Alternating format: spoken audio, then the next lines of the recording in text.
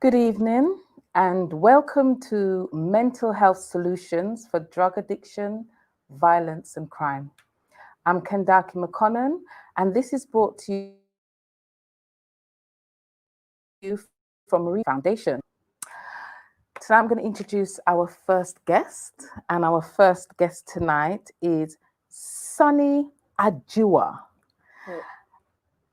And she is a business development manager. Welcome, Sunny. And if you could just tell us a little bit more about yourself. Well, hi, I'm Sunny. Been a business developer for a while. Have done projects and all sorts. Originally from the Caribbean, a small island a lot of people don't remember or don't know exists except for when it's on TV. St. Lucia. Born and raised, came to the UK a long time ago. I am not telling you my age. And yeah, there's not much about me that's fun and exciting except for Carnival. Other than that, I'm very serious, and you will see this in the discussion. That's as much as I have to say about me. Do you have any questions for me? Okay, we will be getting to questions, but thank you very much, because we have 3 people with us this evening. So we are going to get our second guest, who is Yasmin Gregory from Silent Scribe. Welcome. Hi, welcome. Tell us a little bit more about yourself. Well, I was born in North Devon and eventually made my way up into Essex. I was raised by my grandparents with my brother and sister, and because my mother decided to leave when I was 5 months old. So I've had some tough times, but I've had good support, and I found myself in the lockdown. I started my Silent Scribe, which is a business which gives people a voice and put their thoughts into words, and that's pretty much. Like I said, it's very difficult to speak about yourself. Very difficult. Don't worry, I'm sure you'll find a lot more to say later when we're having our discussions. I'm sure. And the final, but certainly not the least person here, is Tamara Gabriel, and he is the founder of From Rehab to Life Foundation, and is the reason why we're doing this series of shows. So welcome, Tamara, and if you can tell us a little bit about yourself. Yes, well, firstly, I thank God for being here and for making this meeting possible. Everyone's here safe and well, and God bless everyone who's listening and looking. And I hope everybody gets something from this workshop here, because it's for you, the community out there. And my name is Tamara, not Tamray, actually. You know, Tamara Gabriel, and I had a privileged upbringing as a baby coming up back home, and then it went into reverse when I got over here. I became abused and violently, almost on a daily basis, lived in fear all my life, throughout my school life, and ended up living on my own at the age of 16 because I was ejected from the house by my father, descended into a life of crime, which consequently led to jail sentences. And at the end of the day, I descended into the abyss of drug and alcohol addiction, which lasted for about 20 years or so. And during that time, I became homeless and absolutely broken, estranged from all my family and children and so forth. And I arose from that pit of destruction by the grace of God, our Creator. And He gave me a mission to do, which is to help others with my music and with my book, and also From Rehab to Life Foundation, which we set up. The music, which is Ex-Gangster's Odyssey, it was launched on the 24th of October. The proceeds of that goes to From Rehab to Life Foundation, steering our community, and particularly the young, away from drug and alcohol addiction, violence, and crime, whether it's domestic violence or street violence. Also, the book From Rehab to Life is there also on sale on Amazon. Please buy the book, read the book. It's an inspirational and motivational book. It's for everyone. You don't have to be an addict to read it.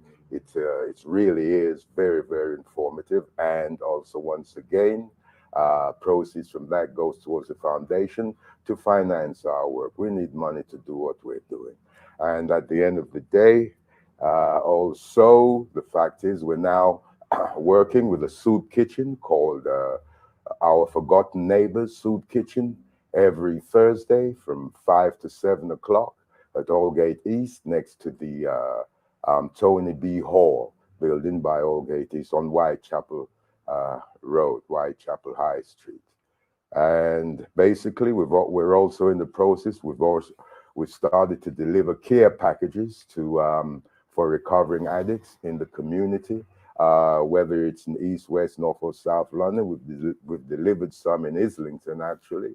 And these care packages are for recovering addicts who are recovering and who are willing to stay sober. And so these packages are there to encourage them and to help them to stay sober, which consists of some health foods, dry goods like that, but also a book on recovery, which is From Rehab to Life. Also some literature on NA and AA literature, NA literature, Narcotics Anonymous literature. Also things like gloves and woolly hat and gloves to help keep them warm, some toiletries and other bits and pieces to just give them encouragement in their recovery, because we all need that. I remember when I started my recovery, I thought, my God, will I ever stay sober for 10 days, never mind 10 years?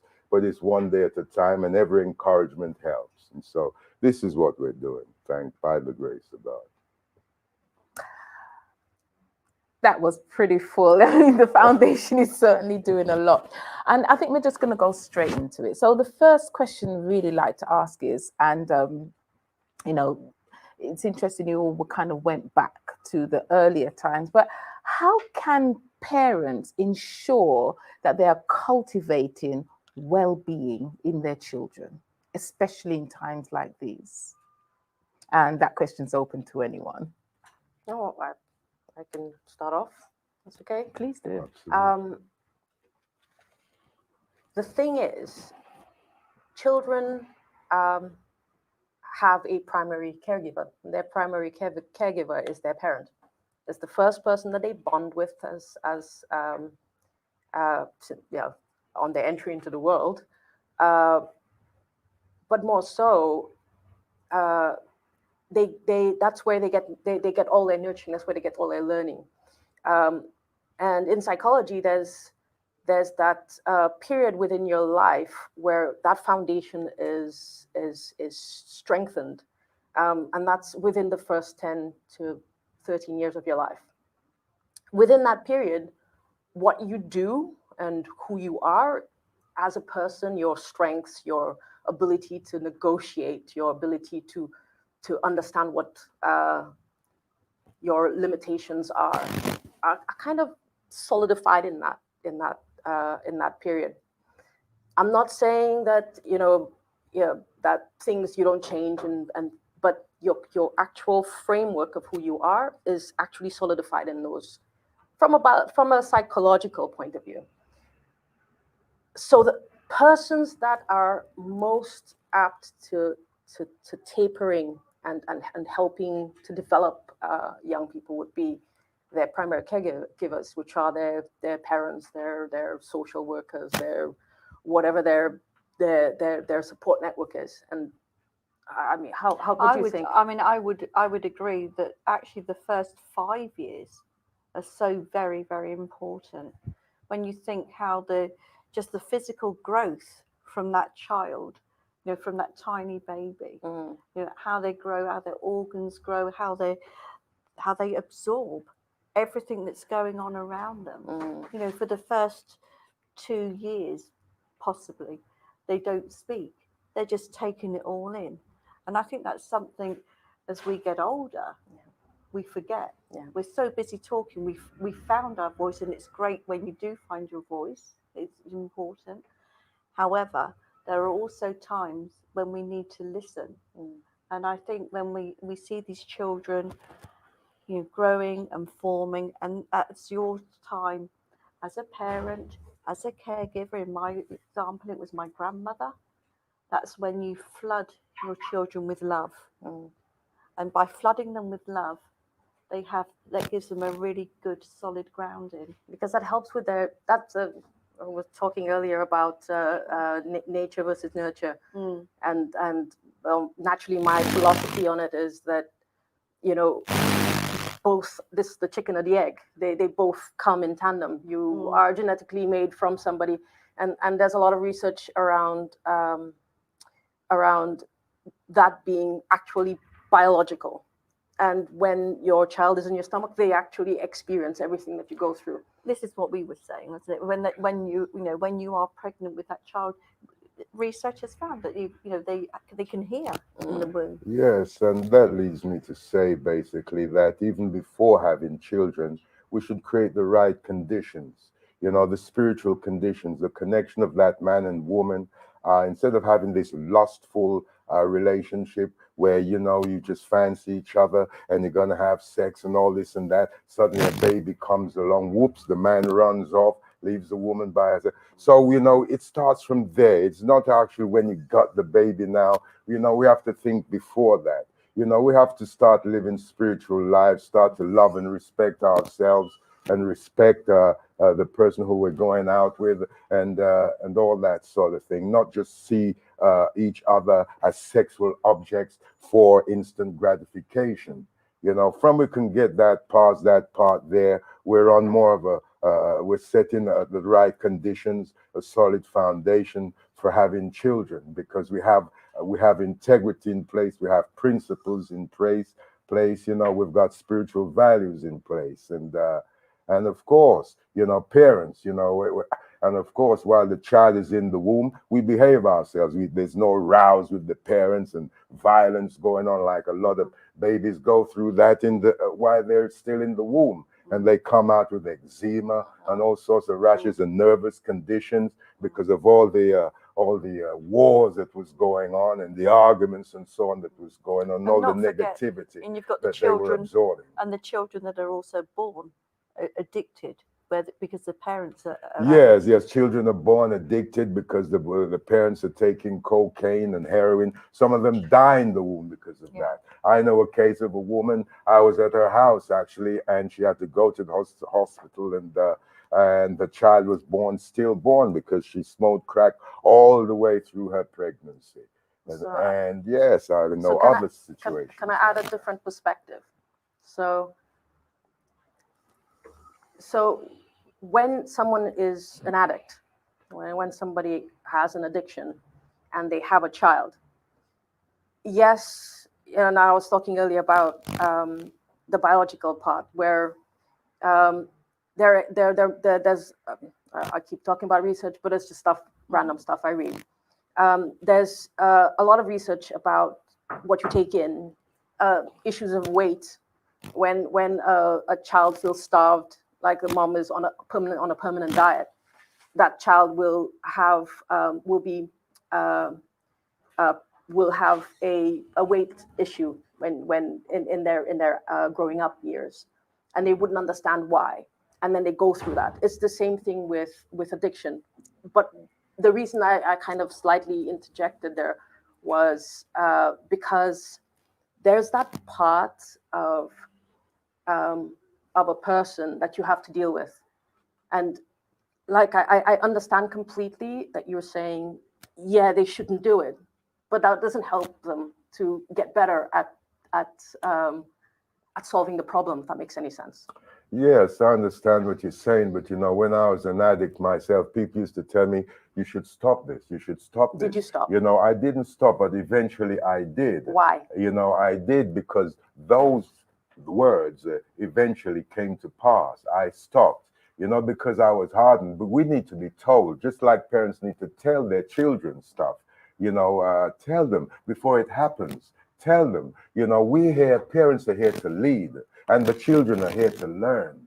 And so the parents are, and now we've got a situation where children are leading parents, and parents are afraid to talk to their children in case the child gets on the phone and say that their mom is talking to them in a rough manner, or she lifted her hand in an aggressive or threatening way, or I don't know, that sort of thing. Things have reversed a lot.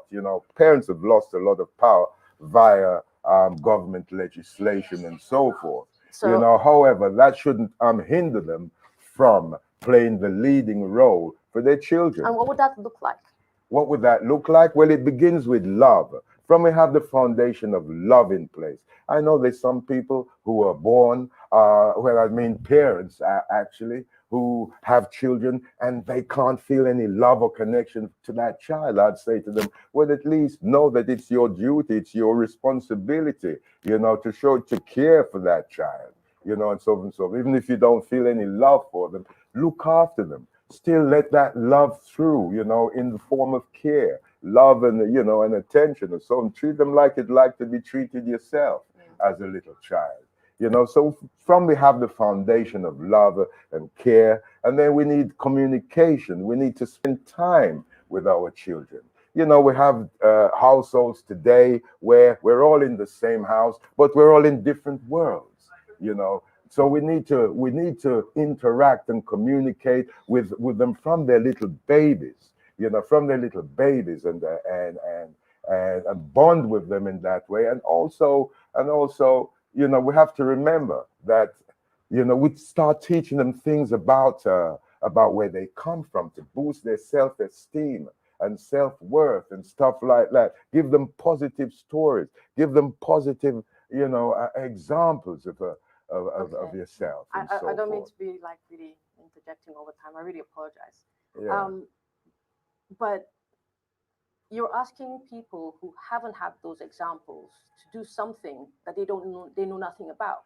Absolutely. So maybe the solution then would be how you educate the adults into how to love and cherish and adore their kids.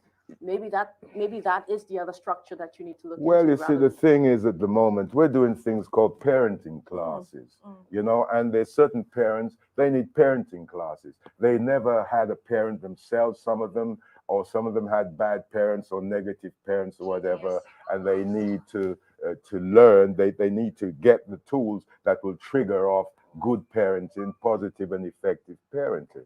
There are but we're talking about in general about people taking up responsibility. We don't want no excuses about, well, I had a bad childhood, so I can't do any better. This is where we defeat the object and we reinforce the same behavior over and over again, and there's no change. We need to get honest with ourselves. Sometimes we need to get painfully honest, or some would call it brutally honest. We really have to do this in order to break the cycle. There's no Mickey Mousing about with this situation here. We have to be honest with ourselves. And I've seen a lot of people who have put a lot of time into running around to parties, with women having different boyfriends and this and that, and they've got no time for their children. As far as they're concerned, as long as the children are fed and clothed and got a roof over their head, that's it. And they're just doing as they please. This is not the role of a mother. The role of a mother is to spend time with the children, to read the books with them. These old the role of the father. Yes, and the role of the father too, and the role of the father as well. Absolutely, especially the fathers, because fathers are more absent than mothers. Although there's absent mothers, there's also absent fathers. But yes, it's for both male and female.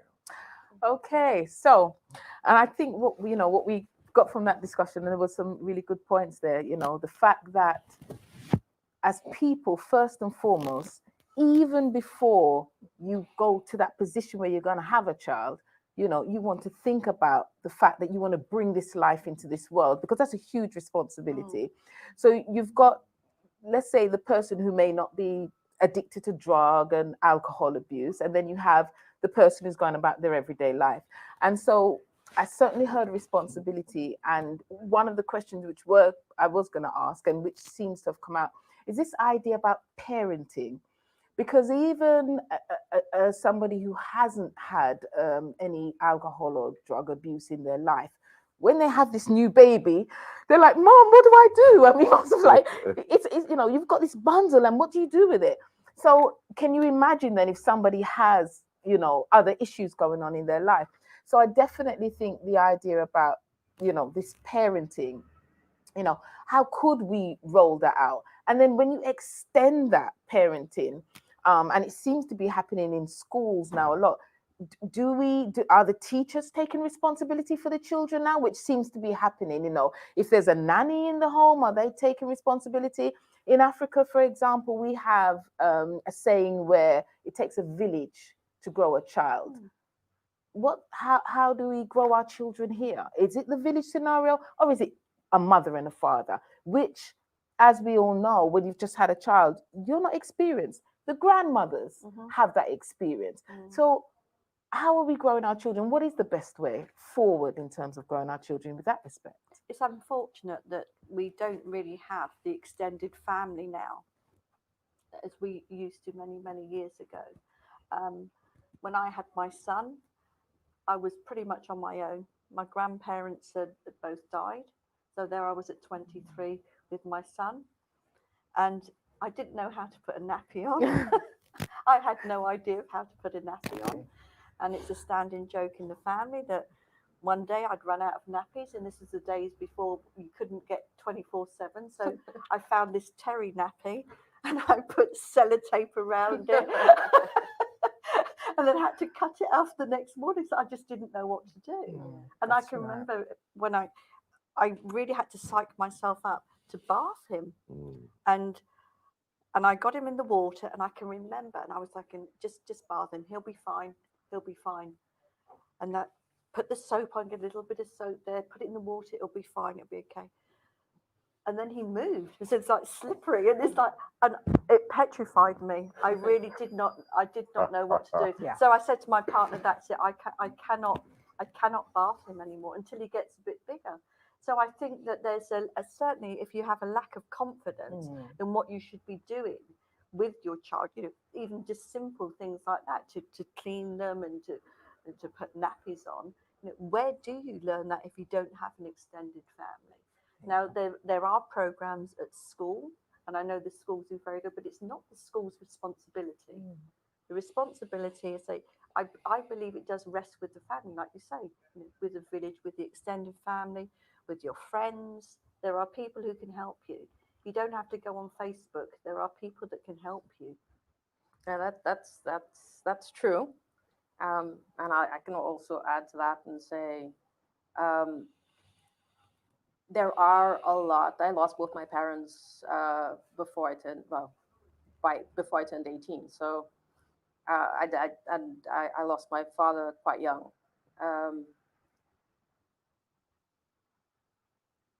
But what I found is that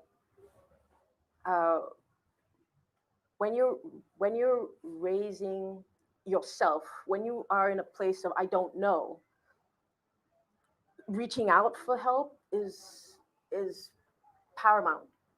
But what happens when you don't have that support network? And what can a person do when you don't have that support network? Because not everybody has. I never had grandparents. I don't even know. They all passed before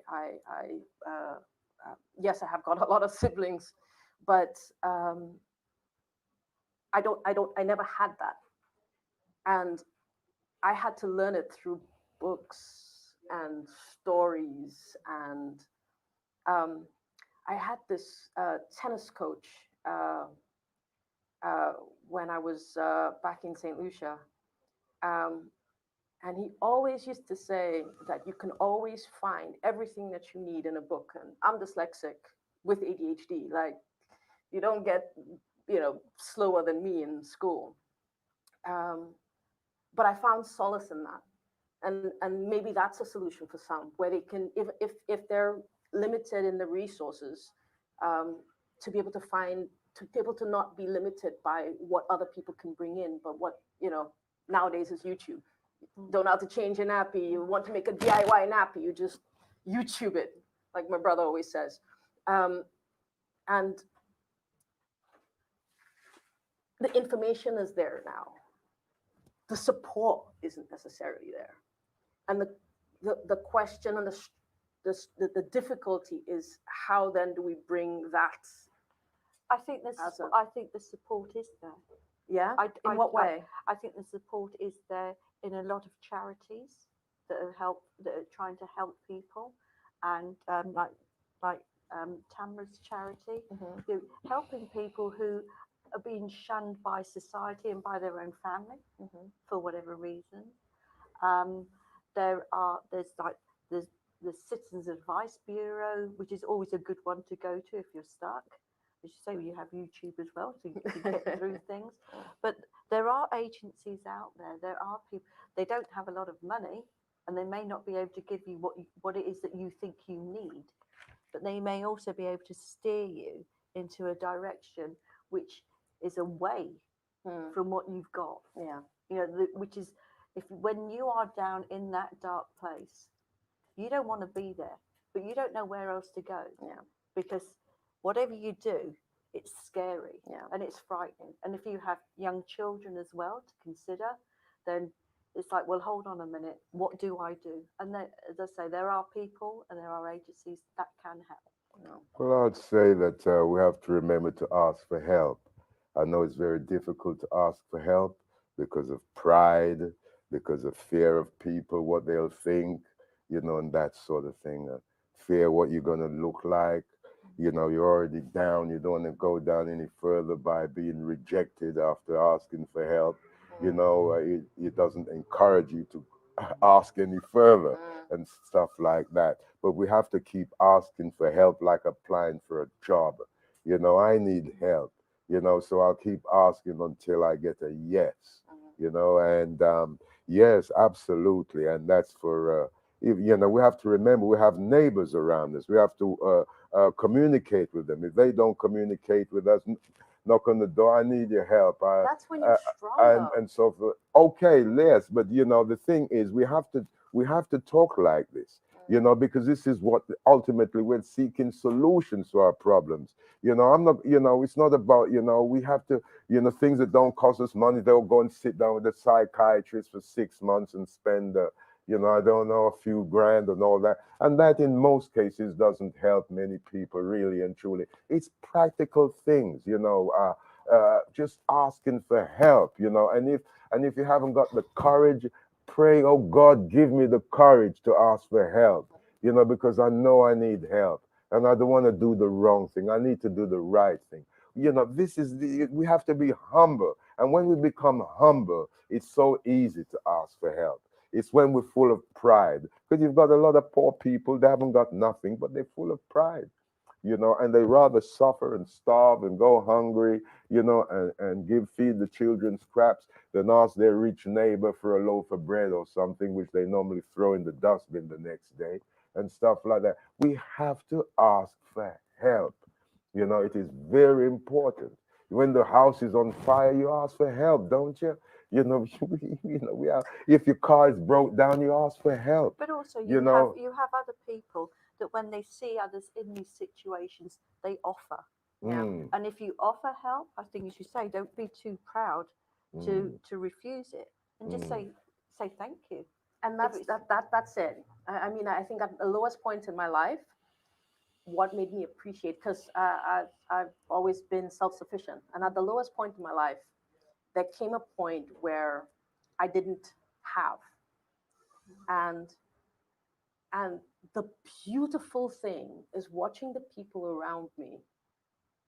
Just I don't care that you will tell me, no, I put some money in your account, or hey, I did you some shopping. Oh, let's go for a drive. Yes. And those are random people that you've met along the way. And when it's again, I guess if you don't have the family like I do, I build the amazing people around me. I have God's gift of beautiful people around me, and I'm so blessed for that. And those people are who made the change. Okay, so there's definitely this thing about having this humanity. If you don't, because the first thing is the home, is that family network, and that would be where any child coming into the world will get their first nurturing, their first understanding about life, how they socialize, and so forth. And we have two instances. We have children who come into a family that can be seen as quite loving, but yet down the road they may go off the rails. And then so there is that child, but then there's also, as you said, maybe those who did not have that family network. So now what we're talking about is outside agencies assisting that person, but certainly the family is that first core. And when you speak about those persons who were humane to you and cared for you and took care, they would have had to have received something of that from their background themselves to be able to give. Exactly. So again, it's about extending out, and I think those things are key. I'd like to ask, but certainly culture plays a big part in how persons are brought up, but also things like legislation, government legislation, on parenting, how you can bring up your children, what you can and what you cannot do. How do you think that's affected how children are being brought up today? I think that the legislation is often well intended, and like a lot of legislation, it's not adhered to, and it's open to interpretation. The schools have a duty of care to look after your child when the child is in their care, and they do that to the best of their ability. But they too are struggling with lack of funds, and so it's very difficult. But one thing that they are trying to bring in now, which was just came in September 2020, so a couple of months ago, is PSHE, which I always forget what it is, but it's like Social health, social health and economics, and it's encouraging like the children to take control of their lives. So you talk about being responsible, and if their parent isn't responsible, the children get to an age where they are taking responsibility for themselves and their learning. And one of the big things they're learning about is coercive behaviour, how it's not right. And so they will be faced with situations, and I think it's given them the chance to reflect and say, no, I don't need to live like this, and that will then inspire them to break the cycle. Yeah. When it comes to legislation, I've always seen, well, from everything that I've read,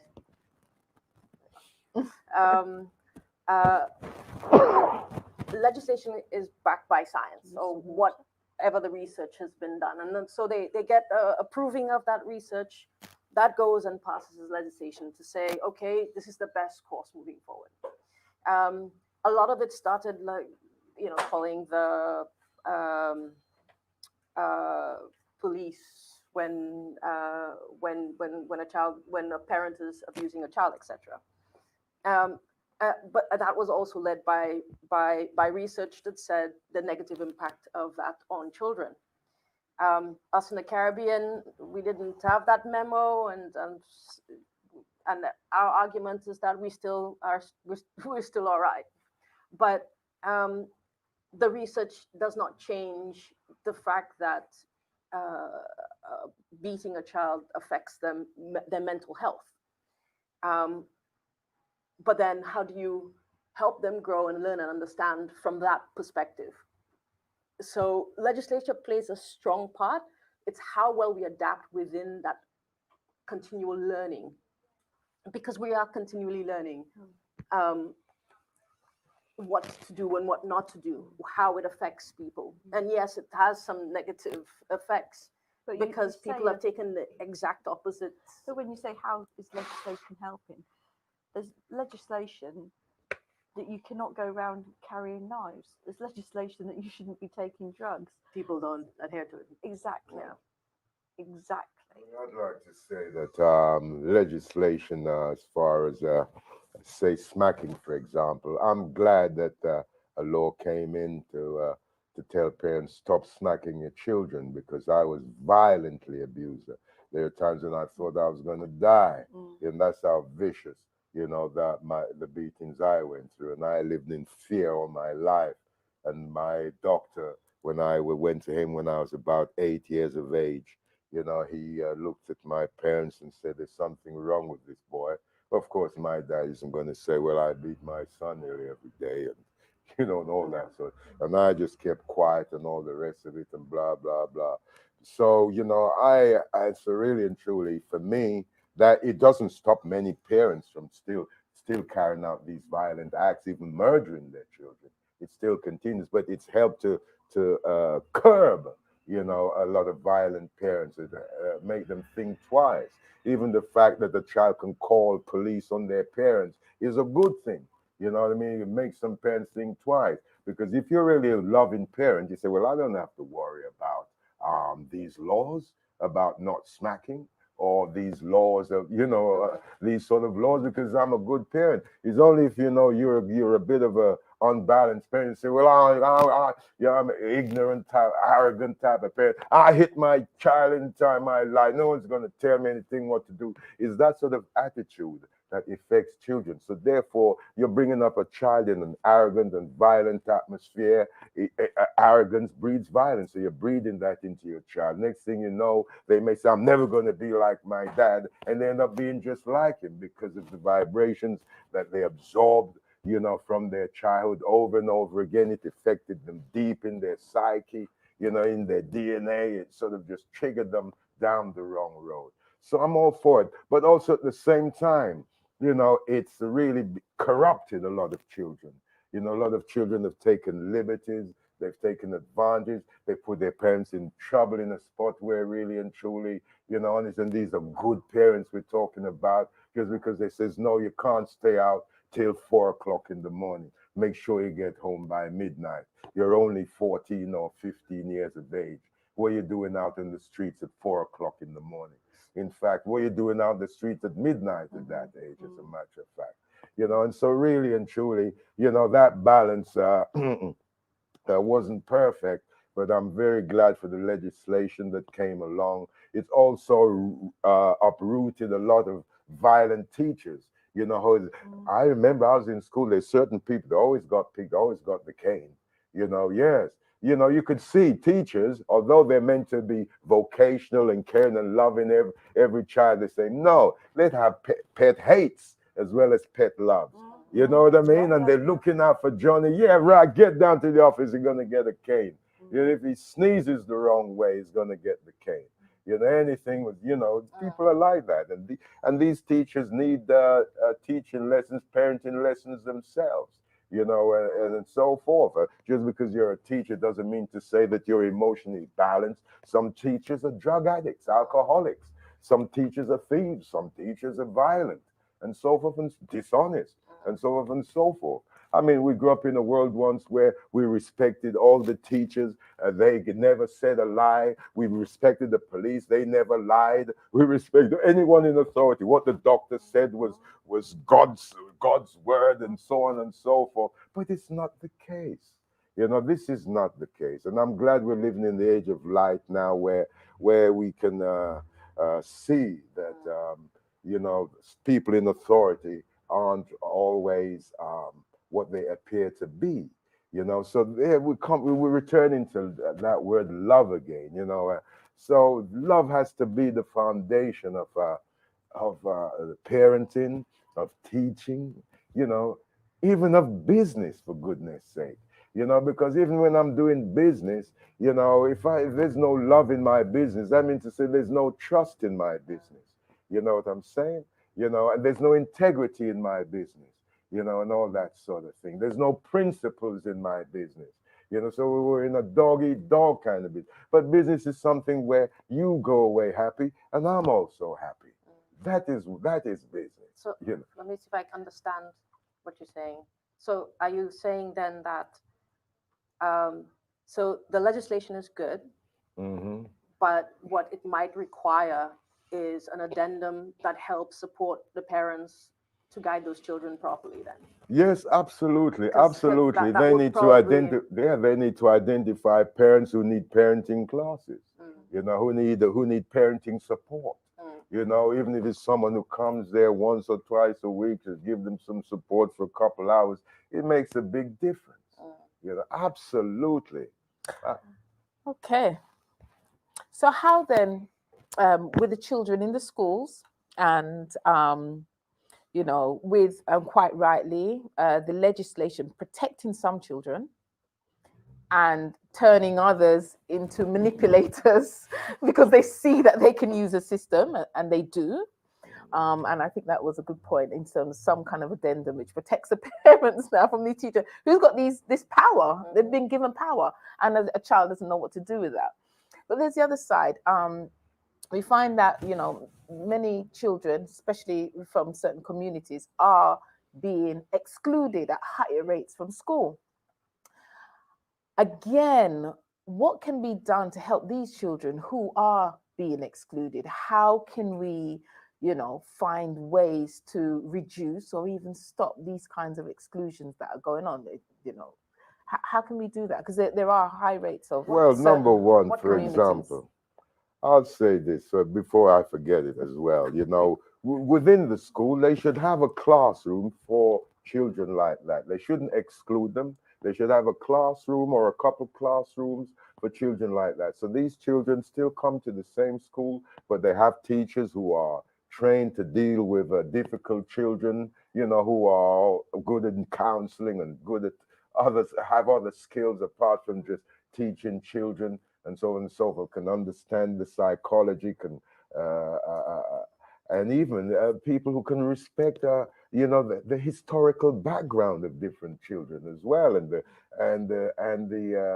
also, yeah, the ethnicity and so on, and also the type of areas that they live in, because children live in different areas, and all these conditions affect children. But we should have but they shouldn't be excluded from the school. They should have some classes or some rooms in the school where, right, you're not going with the main class where you normally used to go. You know, you come into this class now, and we'll see how you get on. And then, as you progress, we'll filter you back into, the mainstream classes there. But they should never be excluded. It's the worst thing you could do, because a child then is like a leaf in the wind. They will stray. They will. It's like the breeze will blow them this way, that way. They're so vulnerable. They should not be excluded. Although you say, well, these these children in exclusion from school, they have somewhere where they're supposed to go apart from that. But that place where they go, it becomes like a, what do you call, like breeding ground. we used to call it approved school or something like that. You've done something wrong. This is where it's like a prison. You go, this is a sentence. This is a place of shame, a place of, and all that sort of thing, which is just damaging to their self-esteem and their self-worth and their dignity and so forth and so forth. It really is, and it puts them in a hopeless place. They begin to feel as though believe these things that says, oh, you'll never come to nothing, and this and that and blah blah blah. They think, well, they never come to nothing. So it's best to really keep these children in the school, in certain classes which are separate from the mainstream, and to get them up to speed. That is the best way I see of going about that, but not to I exclude work. them. I'm involved with some schools. I'm involved with a primary school and a girls' school, Hmm. and uh, I know that no child is excluded from school as just like just get rid of them. Each child is cherished, and I'm talking about, these are very very good schools with very very good teachers, and I'm aware that our education system is not the same throughout. I understand there are different challenges in different areas, Hmm. what they do, they try, and I think the important thing we need to do is to try and find out why that child is behaving in that particular manner. What has happened to that child to make them react in a certain way, so that one day you have this child who's a good student, is working hard, and then you notice next time you see them that their eyes are a little bit sunken. They're not sleeping very well. You can see this, and teachers have like this sixth sense. They know their pupils. They know when there's something wrong with that child. And I think that if there's something that has happened, and perhaps that child doesn't want to talk about it, something could have happened quite severely to that child. And I think that the teachers do have ways of trying to find out what is wrong with the child, but not all. I say not all the schools have that. Do the schools have psychologists or The schools that I'm involved with, they do have somebody who's there to look after mental health, so like a mental health first aider. They have in the primary school they have a room where it's like a sensory room, where some of the children, if they find Wow, sounds like a really getting posh school. anxious, it's not. It's a state school. Okay. But if the children get anxious, then they go into this area. There's a wellness garden which people have contributed and Wow. fundraised for. But there's a lot of really good projects going in, and a lot of schools, and so this is where I'm saying is when a child is reacting, we need to try and find out what is wrong with that child. Yeah, but that the child needs to be assessed. It's calling for help. We were saying Yeah. earlier, don't ask for help, and that's what that Yes. child's doing. And when they by act their out, that is behaviour. a cry for help. Of course it is. Yeah, it is. Of course. I'd like to say this, which is that I know of cases, for example, where the school knows that the boy or the girl is autistic, for example, and certain arrangements have to be made for that child because to accommodate his autism or her autism and so on. But I've found from parents that this has been totally neglected, and the child is left to feel like a fish out of water. And it's resulted actually to the point where the parent is now teaching the child at home, but also liaising with the school because and talking to the teachers and telling them their responsibilities towards the child. All these things were already agreed upon, and yet they haven't adhered to any of the agreements made to support the child in that thing there. Of course, it's not that case with all schools, but this is one case, and it is not an isolated case. Like there's a lot of cases like that, and so therefore there ought to be something in place where teachers who are not adhering to these agreements, to these principles, whatever these responsibilities, they ought to be brought to book. They're common, show that there's consequence to this, because in my communication with these parents who were very upset, and so on. They've gone to great lengths to make sure they choose the best possible school for their child's condition, all this and that, and to meet up the child that doesn't want to go to school because he feels the teacher doesn't want to know it. He just feels absolutely rejected. And these parents here, actually, they really have come to a point where, to the point, like I said, that they've got to educate their child themselves. So the school, they need to bring these teachers to book to say, well, raise your game, raise your game, be responsible. And I don't know how they go about doing that, but it would certainly help, because I know there's a lot of parents who don't communicate with teachers and so on and so forth because they think they're the enemy for some reason. But in fact, from your child is at the school, we should, as parents, we have to communicate with their teacher and with the head teacher, let them know what's going on. Like a woman called me up and said, "Oh, my son is not going to school today. He refuses to go." I said, "Well, phone up the school and tell them that your son is refusing to go to school today. Don't let them think that it's plain truant or this or that or something Can I like ask a that. question? Communicate with the school. So communication is very important, and it has to be consistent, tenacious even in some cases, Absolutely. Can I ask a question? Yeah. When you go to a mechanic and you've never driven a car, but this is your first car, and you go to the mechanic and you say it's not working, you're expecting the mechanic to know and diagnose the problem straight away. Hmm. If you're a parent and you're saying my kid doesn't want to go to school, Hmm. you run the risk of saying my car's not working, fix it, and you're in essence passing the responsibility to the teacher. The teachers, majority of them, and I think teachers are godsends, especially the gifted ones. I know quite a few gifted teachers. I love teachers. Um, they they're the ones that should be uh, guiding those kids to at least academically. And they're very limited in their resources. They're very limited in their budgets. They're stretched with the number of students in the classroom, and they can't pay attention to each child. So in essence, they have a garage full of cars, and one person, additional person's coming saying, "Fix my car." I don't know what's wrong with it, and they're left in a situation that there's a tailback of unfortunate coincidences. The question then for us is to figure out then where does it stop so we can re-educate all the way down. Does the person who owned the car need to know how at least the basics about cars first before they can go to the teacher? Yes, he doesn't want to go to school because he wasn't able to do this homework, or he was struggling with this. Is that a communication issue? Do they need to be taught that?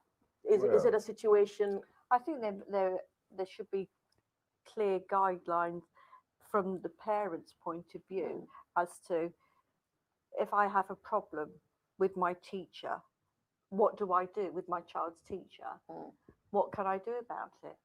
Wait until next September and just ride it out? Or are there checks and balances in place? And thank goodness, yes, there are checks and balances in place. You have school governors who make sure that the school is running properly and that policies are being written and adhered to. You have the teachers who are able to teach to their strengths as well and to try and get the best out of the children. So for your friend that rang you up and said that the child wouldn't go to school, it was because the the what they had put in place to help to teach the son wasn't working. Is that correct? Is that what you were saying? Or well, was it's this somebody else whose child didn't want to go in? well, whatever they put in place, it wasn't being practiced, and Right. never mind. Well, if you don't practice something, how are you going to know if it's going to work or not? And furthermore, yeah, whatever it is, whether a child is sick or whether a child refuses to go because he's being bullied or because he doesn't feel that the teacher is helping him at You say all alarm bells. whatsoever, Alarm we bells do ring. need to communicate with the school. It's not that the parent is relying on the teacher to no, but you have to keep that communicate, keep clarity there, so each other knows what's going on, so the school doesn't assume this, or and the parents themselves don't assume that either. So with a clear communication, with truth, with honesty, we're in the solution, so we can solve the thing. It's only when there's dishonesty and so on and so forth. Some parents trying to cover up their child's behavior, this and that, and making excuses and all sorts of denial and all that sort of thing. Or the teachers could be dishonest themselves, say, "Well, I haven't got time for that. I've got 41 other children here." But really and truly, a teacher is like a shepherd, and the sheep that are all right. Yes, let them go along. Is the one that is lagging behind, is the one that you go to, say, well, give them some support, give them a helping hand, But these days we find a situation, which I've been told, that the teachers are more interested in the ones who are going ahead and doing fine, and never mind the ones who are lagging behind. It's okay, you know what I mean, as long as I think they're driven by getting so many marks or or filling up a certain quota and all this and that, which is really causing a lot of other children who can't progress as quickly as some other children, causing them to suffer and have no tutor to really tutor them along. And therefore, we find a rise in private tuition, like that same lady there who called me. She's now seeking private tuition, you know, even if it's once or twice a week, whatever. I know quite a few people like that who've gone into that private tuition because they found that the school is inadequate as far as teaching their child is concerned. And there's nothing wrong with their child because privately their child is booming and you know, and really blossoming beautifully. And so that well, could be look though, at that. that could be though if you've just got that one-on-one, which obviously helps. You know, the number of children that go to like Kumon classes and they start excelling in maths, you know, and that as a parent, you want your child to do well. And if this school is so stretched that your child is falling by the wayside, then great, you've taken your responsibility as a parent. Right, and Yes. the conversation is going really good. We are going to come to a break now. Yes. So just to round up, we've been looking at how parents are trying to, you know, give the best for their children. Obviously, there are some parents who aren't. We've got the schools, the teachers, the governors, you know, everyone trying to do their part. But yet, we still have some children falling through the gaps, getting involved in gun, knife crime, and violence. And after we come from the break, we'll start looking at some solutions for those who are going down that road. Sure. We're going to take a break now. See you on the other side. My heart was filled with much despair when I was summoned to L'Angleterre to reside with my parents, that was certain. Though powerless, I resisted till the final curtain. My elder said, "Son, don't you want to see the snow?" I, the little boy, spontaneously replied with an impertinent no. "Why?" they exclaimed, looking puzzled and hard. I, the little boy, replied, "I see the snow on Christmas cards."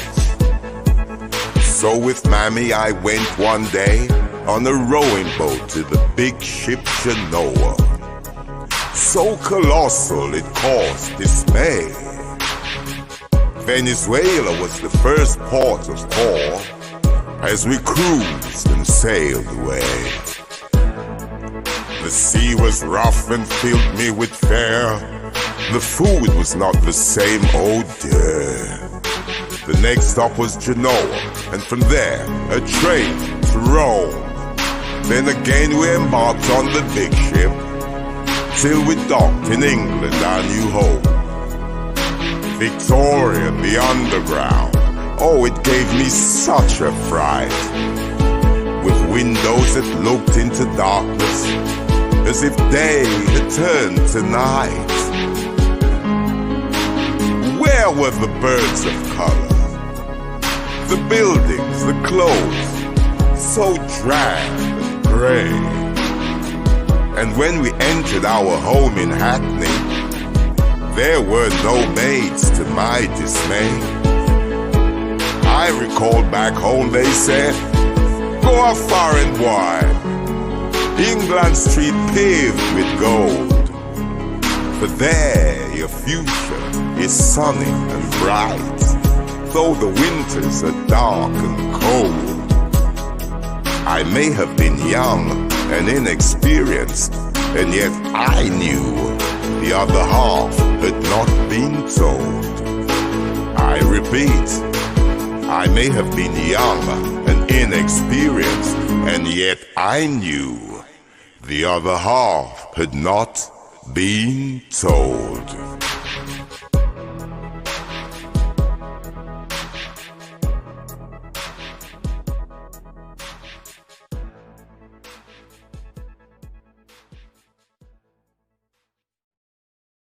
Poem. Yes. Welcome back to part 2, and we are going to have Tamara do a reading for us before we continue the discussion. Yes, well, I've got a poem here, and this poem is actually dedicated to His Imperial Majesty Emperor Haile Selassie I, light of this world, conquering lion of the tribe of Judah, and earth's rightful ruler. And yes, and it was His Majesty's coronation on the 2nd of November.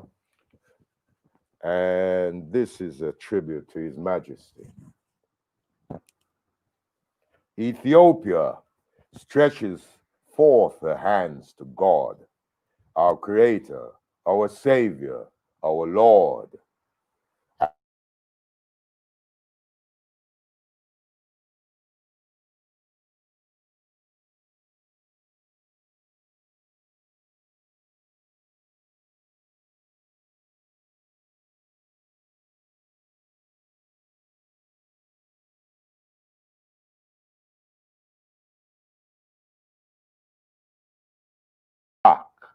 Amen. Blessed and blessed with the Solomonic line from King Solomon and Queen Makeda to King Menelik and Haile Selassie, the royal line through which came the divine to save your souls and mine through our Lord and Savior, Yahshua Mishak, and the purity of Denga Mariam. Home to the Ark of the Covenant, Ethiopia, the unconquerable land, protected by God's almighty hand. Time and time again, the enemy had to flee well before the Battle of Adawa into the reign of Haile Selassie, who freed Ethiopia, the Orthodox Tewahedo Church, from the foreign military and political might of Rome, and financial extortion from the Coptic Church of Egypt. After so many 100 years, no more tributes had to be paid, as the conquering line of the tribe of Judah broke every chain again and again and again.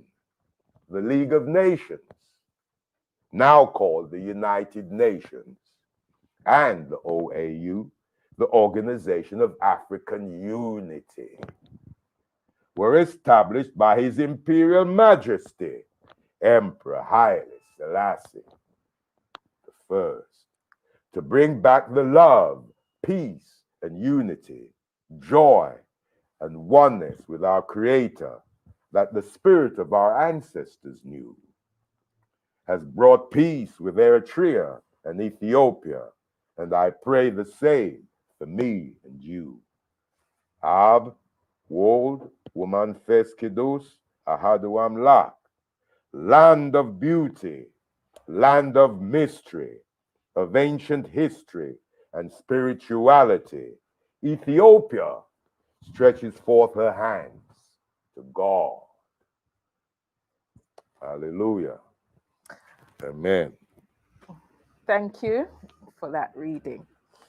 Okay, so we'll continue where we left off. And what we're looking at is that we know that some children fall through the gaps. With all the best intentions, they fall through the gaps. And, you know, I don't think it's always true to say that, you know, they always came from a broken home.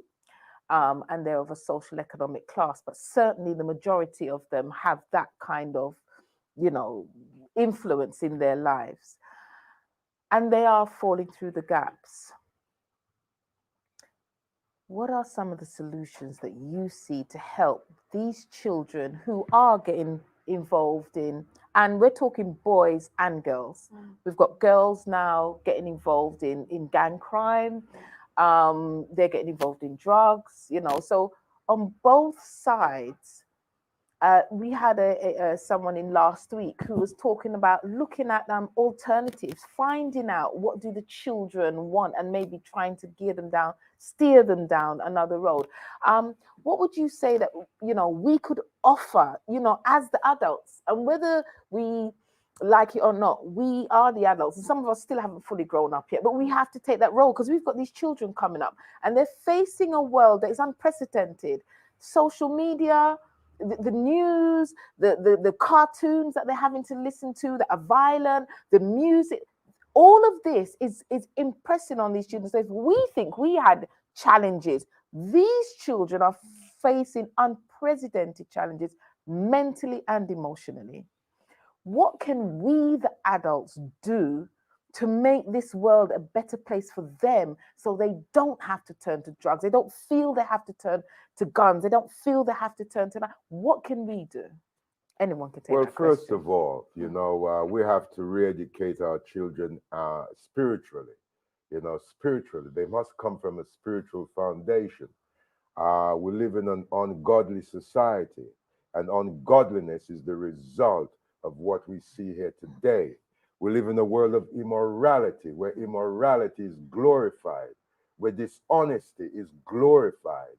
And so these children are absorbing all that and are mimicking it. So therefore we have to return to spirituality. We have to make the children aware that they've got a loving God, a loving creator. Just like the cars you see, they were created by man. We have to make them know that these stars and these heavens, this earth, the earth, wind, fire, and water, they also have a creator. The trees, everything. We look at the painting, we say, oh, that's a Picasso, that's a Monet. When we look at the earth and all the glories of creation and the heavens, we say, these are the creation of the Most High. It's got God written on it. It's got Allah written on it, or whatever you care to call our creator. And this is where we need to start from, and fill them with that sense that they belong to an almighty power that's protecting them, guiding them, and directing them, and looking after them. Even if they by chance lost their mother or their father, that power will be there to help them. We teach them how to pray, instead of teaching them to giving them silly books to read and all that sort of thing there. We really give them a solid foundation, a spiritual foundation. And from there, the child has a chance. It has the strength, to transcend the difficulties that lay ahead. But when we come into the situations we're already here now, that okay, they're already 13 years of age and they're attracted to gun and knife crime and this and that. Really and truly, we have to talk to these children. We have to talk to them, find out what they want, what they would like to do, what their problems are. Can they identify their feelings, what's frustrating them, what's making them angry.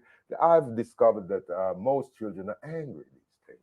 But do they know why they're angry? Well, this is why I'm saying we have to go into a discussion with them. We have to communicate with them, open that dialogue, find out about their feelings. A lot of children don't know how they feel.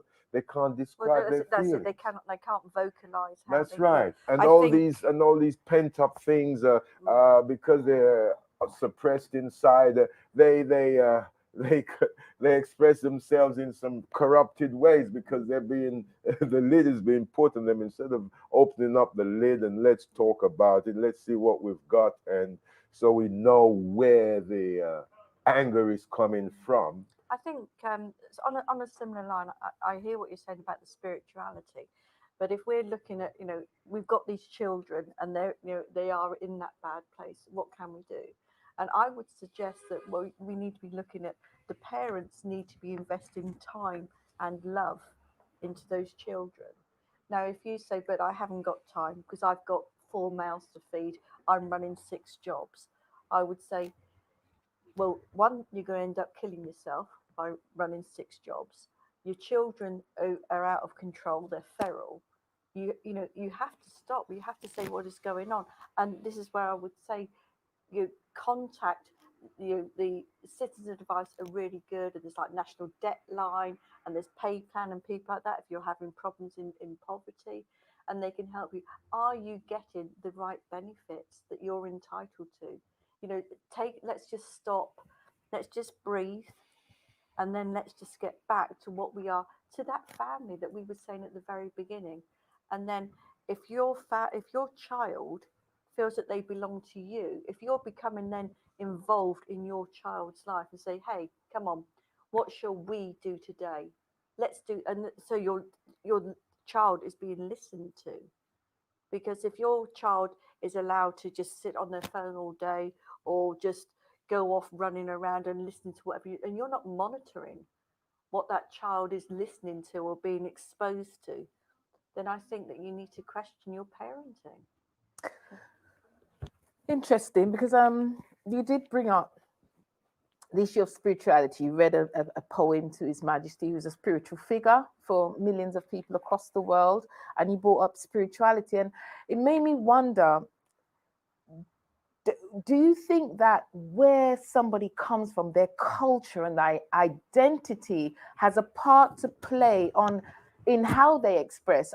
So are all children the same? Doesn't matter which background you come from. When you get into the school, from all backgrounds, are these the same children? Do they all have the same needs? Can you give the same thing to all children and expect the same results? Or maybe due to history or other factors, are there certain needs that are required by certain people?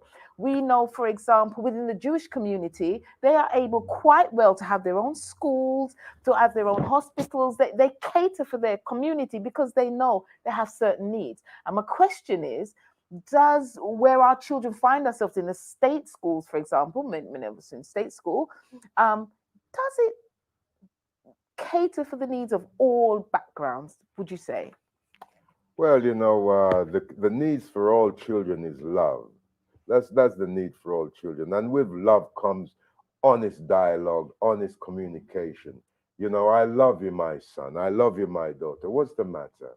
Um, Tell me, how do you feel? So you've gone back to the family. Yeah, yes. Right. We need that. It's a very simple solutions to these things. It's not that we don't need any rocket science. We just need to express the love. We've become estranged from love. We've become afraid of it. People cringe at the word. People cringe at the word of spirituality and things like that. Oh, just tell me about, let me go to the gym and you maybe chant 2 mantras or something. And no, we got to return to the love. We have to, and to the honesty that goes with it, and with the courage. When you're a loving person, you become very courageous. It's like a mother, she loves her child. She gets the courage to go in front of Goliath to defend her child, and so on and so forth. We don't need to work it out. The love within us will work things out for us because we're in the solution, and things is just opens up to us, and it's there revealed to us. Mentally, we'll be connecting with thoughts that we weren't connecting before because we're coming from a spiritual base, a loving base, so we'll know how to intuitively handle our children and so forth. But the lack of that, then the children have no chance whatsoever. So as far as these children who are on the verge of school exclusion, we have to show them love. We'll go on, let's work out the program. What shall we do? Okay, one day we'll take them on an outing. They want to go somewhere for the day and this and that and blah, blah, blah. But it'll be an educational thing. We'll be looking at the trees and saying, well, what's that? An oak? What's that? A sycamore? And so on and so forth and blah, blah, blah. Oh, those clouds up there. What's that? Cirrus clouds, or are they cumulus clouds? And so on and so forth. Make it educational and make it fun and all that. So let them feel love. We need that we need that approach, towards these children, because that's basically what they need. I've met children on the streets. They probably excluded themselves. One of them brandished a knife and he was coming on his bicycle to stab the other one. And I said, no, son, nothing like that's happened here today. What's the matter? What's wrong? And he said, that boy, they've been bullying him. And that guy was like, nearly 3 times the size of this little boy. He was barely 12 years of age, brandishing a knife, and this other guy must have been, I don't know, about 14 or so, or 15, but he was really big as well with it. And I looked at him and I said, "That's shame on you. You know, imagine, that's your little brother there. You're supposed to be looking after him, protecting him, not bullying him." And so, you know, he didn't know what to say and so forth and so on and so forth. But I'm saying you're not justified to come after him with a knife either. You know, and he said, well, he didn't mean to, but it's because he was being bullied and blah blah But the blah. question is, why are these youths, because we're talking about their fun, why are they finding themselves on the streets in the first place? Yes, because of the lack of parenting in the homes, for example. I mean, to say we have to go back to the days of, you know, our grandparents, even our parents, when, you know, you had discipline in the home. You know, you have to be in at a certain time. And so on and so forth. And you have certain, when you're of a certain age as a child, you know, you have your little chores to do. You know, whether, you know, apart from your school work, there, you know, there's domestic chores that you have to do. You're responsible for your room, or you're responsible for, you know, emptying out the garbage, and I don't know, cleaning the bathroom on this particular day. And maybe another day you might have to do the shopping, go do a little bit of shopping and come back. Another day it might be, you might be putting something in the washing machine and taking it out and put it to dry, and so on and so forth. You know, you help around the house, you work as a team, you work together, you supporting each other. Not like, oh, like today, the children just lay down, they're 15, 16, 17, even 20 odd years of age. Their mom is picking their things up from the floor to go and put it in the washing machine. She's washing up their dirty dishes. She's going into their room and clean their room, making up their bed. And these are big people. We're talking about 16, 17, 18, 19, 20 odd year old people, even 30 odd year old people in bed like this. And their mom is bringing them breakfast in bed at 11, 12 o'clock in the morning. They ought to be bringing their mom breakfast in bed and stuff like that. The thing has got so corrupted. Actually, and really and truly, love is the way. And when we really love our children, we don't spoil them. You know, we don't say, oh, he hasn't got a dad or he hasn't got a mom, so I'm going to overcompensate and give them extra pocket money, give them everything that they ask for and all that, because the world in reality isn't like that. You know, when we love our children, we're looking for the best for them, to protect them. So that means to say, no, we don't want to corrupt them with all these things. We want to you know, we want to raise them so that they have what do you call a value. They value things and they respect things and don't take things for granted. I You think know? what we're saying is that we go back to what we're saying about having boundaries, because children work with boundaries because they know how far they can go. They know they can go up to that line, but they can't cross it. Absolutely. And giving them responsibilities. And we were talking earlier about, you know, things that children can do. And when they get to 15 and 16, you say, well, okay, so I have to work to pay the rent. So while I'm working, you have to do things here, because as you say, you work as part of the team. And it's when they go on to university, you've given them some life skills then. And we've used the word responsible an awful lot this evening, responsibility. And Stephen Covey says that you can break that down into response and able. You are able to respond to situations. So when you are faced with a situation, it's what path do I choose? Whether it's the right path or the wrong path. And we have free will, and our children have free will. But I hear what you're saying about, you know, you are not helping your child by making them into a little prince or a little princess. And I'm speaking as a princess myself. I didn't do anything as a child. I wasn't made to do anything. I used to sit around and read books and go with friends, and that's fine. But that doesn't necessarily help you when you're having to run a home, when you have to budget, when you have to cook, or when you have to clean. And it's not because you have an obsession with cleaning or you want to be like Mrs. Hinch or anything like that. But that's what you just need to do. You just need to live in a clean environment. So so it's being responsible and encouraging your children to be responsible. So I think as you're well. both saying the same thing, that, you know, once the children get to a certain age, Exactly. you need to be instructing them. This is because you're preparing them for adult life. Absolutely. It's And they not just I thrive on want it. Jimmy to be happy or I No. want Marvin to be, feel good. I need, if I'm not here today, Sandra, Paul, they can stand up on their own feet and they can survive. That sounds like you saying you need to give them responsibility for themselves. Yes, Sunny. Sorry. Right, love, but love in its own definition is very vast. You can ask anybody, they'll say I love you, but it doesn't mean much unless it gets defined. So I was listening to you trying to understand what your definition of love is, and it was a lot about. We're talking about unconditional love. We're not talking about conditional love. You sweet that, and I will love you. If you don't do it, then I won't love you. We're talking about divine love. We're talking about spiritual love. Love from We're the heart. talking about treating the child as we would like to be treated ourselves, with respect, with dignity, with having their interests at heart, because we know the road ahead. I'm not going to allow a child to go down that road. I know there are wolves over there. I say, no, don't go there. There's wolves there. But if they continue to go there and they get eaten by wolves, then what can I do about it? This is the love of a shepherd that cares for their sheep. We care for our flock. This is the kind of love we're talking. We're not talking I about. wasn't defining. I was just like saying, trying to. I was paying attention. Define the love. No. I was trying to say that I was. You kept using the word love, and the word is wildly misused now. So I was listening on to find out what your definition of love was, and you were saying that there's always a need for that structure, and that structure is paramount to how you see raising a child in a loving way is. But a lot of parents don't have that. They know they love their children, but they don't know how to love their children.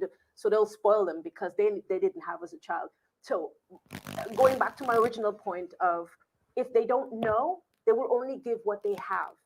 They only give what they are capable of. Absolutely. So to answer your question, there's there's that simple idea of those kids leave groups and go into and form and get into those kind of groups of for community.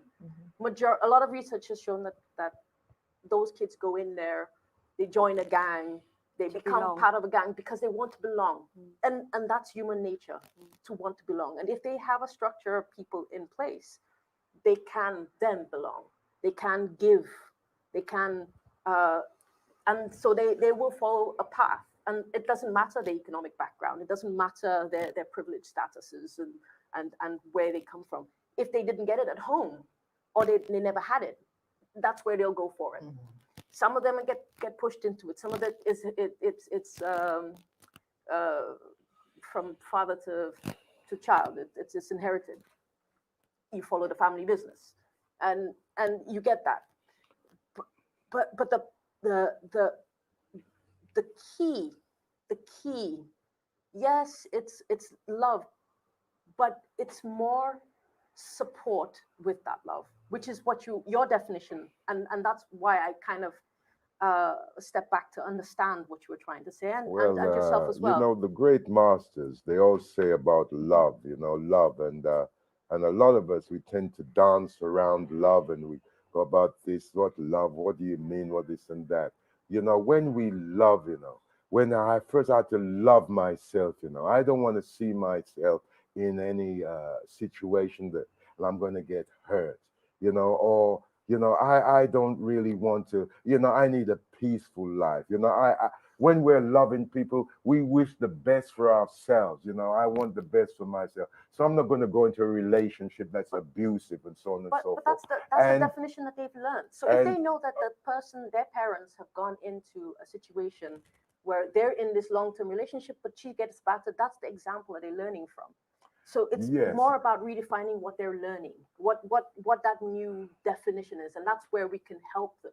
We can help them actually saying, okay, you might have learned this before, but a better way of doing it is if you create a structure for those kids. You give them. I used to do mentoring programs in West Ham with some young people that were going astray, and it's the same thing. They just need to be stretched and somebody to give a care about them. And give Yeah. them time. Yeah. Well, you see, the And spend thing that is, time with Yeah. them. all the children who are in gangs and things like that, they never felt loved at home, you know, or let's say 99% of them anyway. You know, there's a few who just follow on through peer pressure and all the rest of it, but they all suffer from a lack of love. Just like when I remember I put my hand on that youth boy on his shoulders, you know, with a knife in his hand, and I saw he just softened, you know, and I knew straight away he misses his dad. He misses a loving father. You know, this love thing here, you know, we don't need to be taught it. It will express itself because it comes from spirit. It comes from our higher selves. We'll intuitively know what to say and what to do with our children when we operate, when we work with that energy, that loving energy. You know, and it's as simple as that, and it's an unconditional love, and it's divine and it's spiritual. It's not conditioned to anything whatsoever. We have to trust that loving energy to guide us. Everyone wants something to see, but it always starts from within. It's all right putting down that lovely community center over there and this and that and this and that. But if what we do isn't built with love, it will fail. It will fail. It will just be a cosmetic practice rather than a real foundation for our children. So that is crucial. That love is crucial. And all the great masters, like I said, they all talk about the same thing: love, love one another, love, love. You know, without love, there's nothing at all. You know, and it's been, like I said, we live in an age where love has become, you know, you're afraid to talk about it. Like people are afraid to talk about God, and people are afraid to talk about it, but they're free to talk about immorality and all sorts of nonsense and this and that, glorifying crime, glorifying dishonesty. They look at you, you're honest, they laugh. They laugh at you. They say you can't be honest in this world. And this is what we need. We need these things back. We need to purge the earth of the poison. You know, the whole world needs detoxing, you know, from all this poison that we've been breathing into our systems and eating into our systems and listening into our systems and seeing, you know, and letting it into our systems and so on. We need to let go of that and return to the love, pure love, simple as that, and we'll be guided. We'll be Okay. guided. So certainly I'm hearing here love, lots of love. Definitely, you know, research shows, you know, a baby not given that mother's love will actually die. Not from not being fed, but not actually being loved in a particular way. So that is key. And I also heard your point, you know, if, and it can be for whatever reason, this child isn't feeling what they feel they need, this community spirit, this, you know, they're feeling loved, they're feeling seen, they're feeling appreciated, they'll go where they can find it. So what can we do? You see, and certainly the word model came up, you know, what models can we give? But even before we talk about being a model, how much are we first taking responsibility for ourselves? Because if we saying we're giving love, we need to give this love and we need to give the children direction. We first, as adults, because the children are very perceptive, you know, you can try to bull them and they can see through you. So as adults first, we are supposed to be the examples. What examples are we really showing our children? They see, and we'll come back to this again, on the TV, and you said it in a way of immorality and so forth, but they see on the TV, on the news, you're always going to see guns and you're going to see this country having a war with this one, yet society says to them, don't war. Yet the example that society sets for them is war. They say, you know, you've got to live harmoniously. They say, you know, you've got to have love. Yet when they look out, they see the opposite. They're not seeing in the world from the adults in the world the examples that they're telling these children to live. What do they do? Oh, it's a question for us. It's a question. yeah, What do these absolutely. children I do? felt your passion right there. So I was just flowing with it. There's a lot we can do, and I was Good. We saying, want solutions. I was saying to our colleague a short while ago that I always quote my brother. He's my idol and my role model, and I love him to bits. But he said this to me the first day I met him, and I was 5 when I met him for the first time. He said to me, all you have to do is affect one person's life a day. One. You don't have to do anything else. Just smile at a stranger, be kind, say something nice, support those around you. If you see somebody needs it, you step in. You're not just doing it for that person, because to be honest, that smile for you is nothing. It just good muscles that are working, and I feel good because it needs to come from a good place. Mhm. You give that smile, and you don't know what impact of that one smile is. He was telling me a story yesterday, actually, that he was having a rough day, and he was walking down to the unemployment office, and his head was down, and he was walking, and this woman practically stood in his way and said, "Excuse me, can you smile, please smile." And he just bust out in a big smile. It's like, oh my God, I didn't realize I wasn't smiling. And he said that affected his day. And imagine years later, that's one thing that plays on his mind. And he smiles. My brother didn't smile before, and I used, but to watch him, his eyes light up like a child when he smiles, and he does it to strangers. And I've learned that one little thing like that, playing with kids, hanging out with them, they get drawn to me. I have no idea why, because I'm a big kid myself. But they need to know that they're okay. That but somebody cares.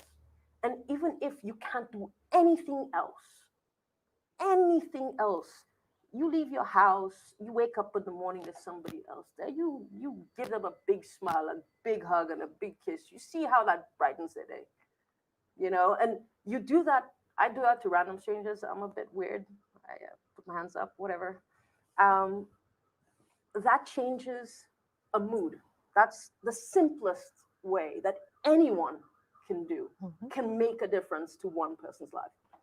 With kids that have difficult situations, if you listen to what their difficult situation is, the two of you can come up with a solution. Maybe it's just that they've hit a brick wall and they can't think of a way out of the situation. Maybe they don't really want to be in there. And being there for them actually changes that. Being there for them brings out that, oh my God, somebody else, I can bounce something off. It's not all in my head anymore. And I don't, because most of our issues, most of the reasons that people go into drugs and violent crime is because they have emotions inside that they can't get outside. And the reason that people are angry, people get frustrated, is because they haven't been able to get it out. They can't communicate that. And that's the hardest thing that anyone, I know, you've worked in it as well, how difficult it is. And it's a Caribbean culture, and I know definitely you have African culture, it's the same. And definitely, I think even most of the world, that men were not allowed to express emotion. And so when it came out in anger, it was, oh, they're just men being men. But the reality was not that. The reality was they have pent up stuff that is not being dealt with. And so they beat their wives and they beat their kids and they and that kids have that as an example and go do the same thing out there. So again, using the resources, there are a lot of charities out there. Um, you work with some with the schools as well, that help create that atmosphere. For us to be able to help anyone, we have to be in a better place. We have to not be solutions for ourselves. You can't. My brother always says, a doctor cannot heal himself. When you're sick, when you're emotionally not well, when you're mentally and physically fatigued, you cannot deal with anything. You need somebody to help you deal with that. And then, which is why I was reiterating consistently throughout that we can only help the kids properly when we've helped the adults figure out how to be adults, and how to deal with those situations, and how to manage themselves in difficult situations, because everybody has had a bad day. Everybody in the history of bad days have had bad days. Okay. Everybody in the history of good days have had bad days. I'd like Okay. to say something. And Just this to is say as well, because the emotions, you said the anger is an emotion, so they are expressing emotions, but it's which emotions are they allowing themselves to express? And certainly the idea of men beating women, that goes across in Asia, in Europe, in all backgrounds, so it doesn't be one. But you made some really good points there. Thank you. Yes, Tamara. yes, well, the thing about painted emotions and stuff like that, you have to talk. It begins with talking. You have to talk to someone about these things. We see, but these children who are, and that is the way forward. And from you start talking, honest dialogue, that is, then you will come into the solution. That's where it begins. Talk. So, there's no point me going on about, then you do it, and then you do that. Talk, and then, things will open up and you will come to the solution that will be revealed. Now, with these children who are, sort of off the rails and all that, and attracted to gangs and things like that, they need other youngsters that they can be attracted to. We've got a lot of young, successful young men and women out there. We need their profile to come forward. We need them to come here and talk with us, yes, online TV and so on and so forth, and tell you, well, the things that they've been through, and look at them, they've turned out all right, and that's because they made the right choices. Well, they did the loving thing, really, because they didn't go and join a gang and put their life at risk, and put other people's lives at risk and things like that, and cause worries for their parents and so on and so forth, and put themselves in situations where they lose their freedom or anything like that, or end up in a mental institution, because that's what awaits them: jails, institutions, and death when they go down that road. So we need, a lot of these young mentors and so on and so forth. Please get in touch with us at From Rehab to Life Foundation.org, please, and come and work with us to help these vulnerable youths out there. They need our help. They need our love. When a man cries out for help, you feel it touches that loving place in your heart. You know what I'm saying? It's as simple as that. We've got to work with that love vibration in everything that we're doing. And of course, it begins with me. I cannot love you if I don't love myself. I cannot give you a pound if I don't have a pound in my pocket to give you. So, of course, it begins with us first. It begins with the parents, grandparents, and all that. Even I, as a grandfather, I went to parenting classes, and I don't have no children to raise up. But I went to parenting classes, and I learned that these are the things that parents out there, you got to get humble. Go back to school if necessary. You know what I mean? Go do some parenting classes. Because I made a lot of mistakes as a parent myself. I was one of these absent fathers, which always boils down to, one of the things it boils down to was promiscuity, for goodness sake. All right, it's not the man alone, the woman, plays her part as well in the situation. But I'm not blaming the woman. So really, a lot of these children, they're born out of these promiscuous relationships. This is another thing that needs to stop. brothers and sisters, young people out there, have more love and respect for yourselves, and you don't have no money, you're living at home, this and that, you're going and having sex and all those sort of things, and the next thing you expect your mother or your grandparents to look after these children. Leave it out. Leave the sex out. Find some kind of some activity that you enjoy doing, whether it's writing, whether it's singing, whether it's running, whether it's science, whether it's botany, whatever it is. Get involved, astronomy, whatever it is. Get involved with something that you love doing and ask for help. And we're there to help you. People will come forward to help you. Just ask for help and help will come, Okay. Absolutely. Thank you. I would, Yes, I let's was hear going your. to say, I mean, you mentioned activity, and I think that's it. There are a lot of clubs out there. There are, things that They're kids getting can fewer do. though. They are, unfortunately, but you know what you do have?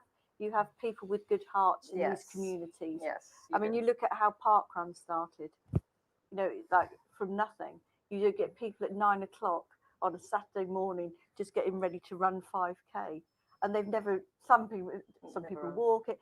It's a fantastic. It's gone, global. So it's not there is. You don't necessarily have to have money and expensive kit. I think to have, if you have energy, it needs to be expended, and so by running, by getting involved in, yeah, it's not a gang, it's a club. It could be a club at school, and becoming involved with these lunchtime clubs at school. You're not going to get taught. You're not going to get pulled into mischief. And then also what that does as well within the schools, you're then on their radar. So they're going to say, oh, what's so? Why hasn't he turned up today? Where is he? Has anybody seen him? And then they can start asking questions, and you've got people looking out for you, and you can say, hey, I thought that we had a deal. I thought that you were going to turn up each week, and this is it. You've got responsibilities. Your job is to, collect the balls up after, that's a job. I've given you that job, that bit of responsibility. And you know what? And that kid turns up next week and he's counting how many balls we've got. Are they all in there? Yep, I've got that job. Until they feel responsible. And by giving that, as you say, from love, because it is love, where these volunteers are putting in time. Not all of them have children. They just get involved in there to help with the children and help with the community. And you can then, by getting involved in your child's life, you see your child turning up for football practice week after week. You think, you know what, I'm going to go and watch him. And then you've then doing something together. Yeah, you're bonding. Exactly. There's also I used to, I was saying earlier, I used to do a mentoring group in West Ham, and what that group did was brought a lot of young kids together, and they were doing the outreach program. So what we were tasked to do is teach them mental health first aid. So when their friends and others struggle mentally, they knew how to help them. We helped them build business plans and develop event projects. We just overseed and guided, but to see them get stretched mentally, and then they become part of. They're seeing a result at the end of it, like exercise, like all of these, where their brain is so occupied with cool stuff that they have no interest in misbehaving for no reason. They would prefer hanging out on a Friday night with the guys that are and handing out flyers for their next event because they planned it in full. They've got their own volunteers to help chaperone. They negotiated with theaters so they can put the performance on. They did their performances. They hired in help. Didn't really hire in, but they got help. And at the end of it, I did that. And there's that sense of pride that they had in achieving. And even when there's no family structure, if they have a place that they could go something that's fun to do. And I know a lot of the councils are doing a lot of stuff. And even there's these free workshops always. You just have to parade around online. You see some great, these are great events for those kids. And some of them, like, I'm always trying to teach kids how to code. Don't ask me why. I think that I know that computing is the future. So I'm always pushing kids to code no matter how old they are. Mhm. I got a 5-year-old to go on Scratch, and he built his first game because I was like, what's the point of, do you want to be the guy that plays the game or the guy that owns the company? He went away. He's like, no, I like playing the game. He went away, came back a week later, and it's like, okay, I want to be the one that has the company. I just looked at their report. It's very, and we A different perspective. Yeah, oh, Yes. I'm gonna have the fast cars then. I said exactly that. Yes, Tamara. Well, the fact is that I was really looking forward to the fact that we got some more. I know there's other things to discuss. I was hoping that we could discuss some more issues rather than sticking to the same one. Well, actually, we've got quite a few solutions, which I'll be bringing out in the end, things that I've teased out from the discussions. Yeah. Maybe we can look at more in terms of domestic violence, because we have a question here around that. And it was that domestic violence and abuse actually rose during lockdown. Why? What can we do to help to reverse that, or what can be done, to stop that issue? Because again, that feeds back on the children, what the parents are doing, among whether it be verbal or physical abuse. Well, unfortunately, when you have lockdown, when you've gone into lockdown, there's no escape, and that is causing an awful lot of problems. And we're going into lockdown tomorrow again. That's right. That's right. And we've got children who need to go to school for safety, to get away from the abusive situation at home, and unfortunately, I think alcohol and drugs does have such a part to play with domestic violence. There's very few. I don't know, maybe I'm wrong. I would say there's very few people who would just ultimately just lash out, but maybe they do through frustration. Perhaps they don't need drugs and alcohol to lash out. But I know that drugs and alcohol is certainly a contributory factor. Both of them are forms of escapism. So when people behave irrationally, or when they turn to a drug, they're trying to get away from whatever it is. So the joy of trying to understand lockdown is, if you can imagine that you've not seen your spouse, you guys work on the ships in the night, and you see each other for a couple hours a day, if they're lucky, and you then have no choice but to reacquaint yourself with this person that you barely see and maybe spend weekends with, you will find that I'm not really sure I like this person very much, or I don't think we get to communicate well enough. Because again, when people become violent, it's because they're frustrated, and when they're frustrated, it's because they're not communicating. And when they're not communicating, again, that could be a deep-seated issue of upbringing, and how they are in their relationships. If their relationship was hanging by a thread already, you will find those things occurring. What can you do to help a situation? Give each other space where possible. If you can go for a walk, go for walks. Actually enjoy getting to know each other again will be useful. I mean, people see it as a prison, being locked in, locked down. When people use negative words, they tend to create a negative feeling, a negative atmosphere. So if you say I'm locked in, you're saying I'm locked up, which means I'm not allowed to leave my house. Even if they're allowed to leave the house, and they do leave the house to go to the shop, they still feel locked up. Yeah, But I'd there's like to say okay. something there because I've heard this now and I haven't really said anything on this. And the fact is that lockdown, lockdown is an opportunity to anyone who's listening to clean house. And lockdown is because of this virus, and you can get infected, and you could die, and all this and that. So you got to sanitize your hands and put masks on, and this and that. This is a time, brothers and sisters, to sanitize our souls, to sanitize our minds, to sanitize our hearts, So lockdown, let's use lockdown as a phase to cleanse ourselves, to look at our faults, our shortcomings, to look at our defects of character and try to, and actually attend to them by actually, if I'm alive and I'm gonna, darling, I'm gonna, be honest with you during lockdown. I'm not gonna lie. Or, well, darling, I'm not gonna drink. We make resolutions that, there's no drinking, there'll be no this or that, or we'll only drink at weekends or whatever.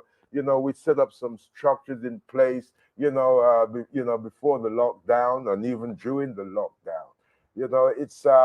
Lockdown is an opportunity, actually, as many people would admit, that they've got to know their selves. They've connected with their higher selves and so on and so forth. They've actually ended up being better people. I've known people who've now have a better relationship with their children because they got close. They never had time to spend with their children, and suddenly they're with their children and they really love their children more than ever.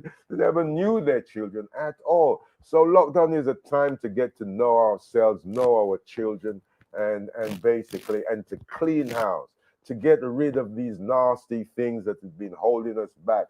Attend to the anger. Ask yourself, where is it coming from?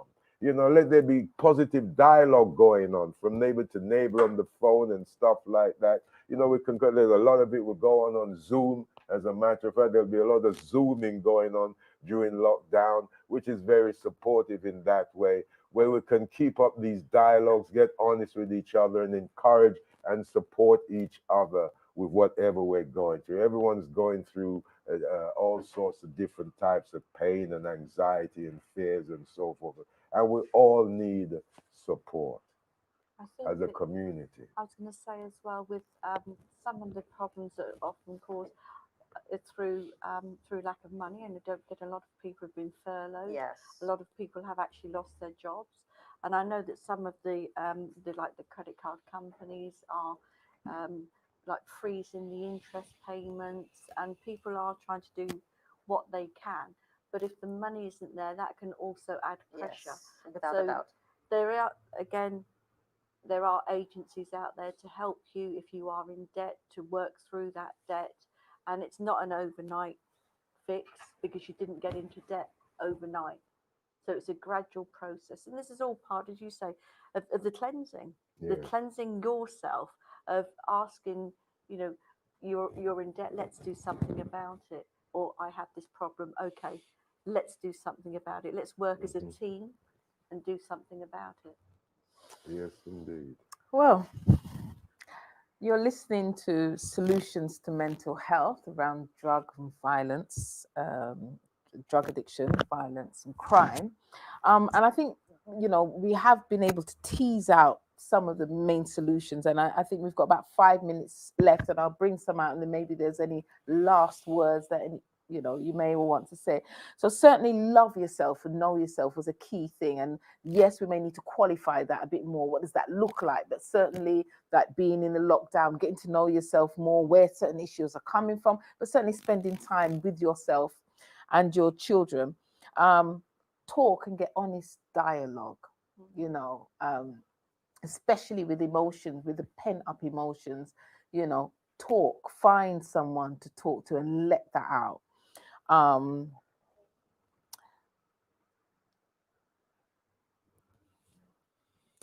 Change someone's mood. So, do something good, just something simple. Just change someone's perspective there. I think it was quite nice, just a smile sometimes, just a helping hand, random acts of kindness, they say, right? And that's something all of us can do, can just take a moment and in your day, at least one thing you can do just for no reason. You're not expecting anything back. Just give to someone else and let that ripple effect go through the world. Also listen, because talking is one thing, but listening is the other, because the other person who's talking needs somebody to listen. And that's just as important as talking. For the children, we had the idea of setting up projects where they were taking ownership and stretching themselves and then seeing results from that and, feeling good about that, So again, if there's anyone out there who can volunteer, working with organizations like From Rehab to Life Foundation or any others, volunteering, being there for those children who may not have that connection at home, there's that those of us who are out there could do. For the parents, back with the parents, bonding with the children. So you're going to have another chance again because lockdown's imminent, okay? So you've got another chance again, although they are at school, but spending more time. I think somebody said it here. We're in different rooms, doing different, you might be under the same roof, but we're not actually together in the same room, playing a game, doing something together, watching a movie together. So actually spending time with the children. Anything else you think I've missed there at some of the things that you've come up with, or anything you'd like to add? We've got about 2 minutes before the end. So what are the solutions that you may have that you would like to share with the public who are listening? No, there are always great solutions out there. The one solution is yourself. The most important solution is you. You're the one that can make the difference. You're the one that can change the world. Just you, taking care of you, eating well, sleeping well, doing all the things that I was talking to a friend of mine yesterday. Self-care, taking care of self in a holistic way, not just I'm going to go to the gym every 2 days or every other day. It's literally holistically. Mindfulness, calming yourself, using words instead of anger, but also reaching out. There are so many great organizations out there. Okay, thank you. Just literally 30 seconds each before we. 30 seconds. I was just to say, start the day with a gratitude attitude. Look in that mirror, tell yourself that you are wonderful, and then random acts of kindness, hug a stranger when you're allowed to. Just give that love. Yes, we need to practice that village mentality now, especially during lockdown now. Have that village mentality. We're all looking out for each other, one for all and one for and one for all for one. And we just need to accept life on life's terms. And from we're accepting life on life's terms, we're living in the solution. Don't worry, the solution will come to us. But if we resist and say, no, I hate lockdown, I got this and this and that, lockdown's going to be horrible. But if I say, well, this is lockdown, let's deal with it. Let's be honest with ourselves. Let's make the best of it. Just have some sort of structure during the lockdown, during our home, and respect one another. If there's anything that sort of catches on fire, we go outside and cool off and come back in again. But let's not have the violence and the drug abuse and alcohol abuse, because it avails us nothing. We end up losing our homes and losing our freedom and even our lives and our dignity through such behavior. God bless everybody. Okay, so with that, we want to thank you for tuning in again this week for Mental Health Solutions for Drug Addiction, Violence and Crime. We've heard many solutions this evening. If you want to see a better world, create the world you want to see. I'm Kandaki McConnon, and this show was brought to you from Rehab to Life Foundation. Thank you for listening. Amen.